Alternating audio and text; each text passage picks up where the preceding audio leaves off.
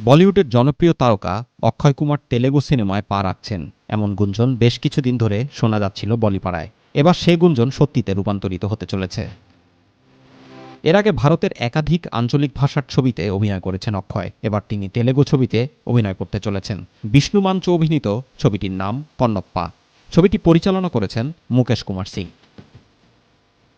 এ ছবিতে অক্ষয়ের চরিত্রটি কী হতে চলেছে সে প্রসঙ্গে কোনো তথ্য দেননি নির্মাতারা। বিষ্ণু সামাজিক মাধ্যমে লেখেন, সুপারস্টার অক্ষয় কুমারকে সঙ্গে পেয়ে আমাদের সফরটা এবার আরও আকর্ষণীয় হতে চলেছে। কন্নপ্পা ছবির মাধ্যমে তেলেগু ছবিতে তার অভিষেক ঘোষণা করতে পেরে আমি গর্বিত।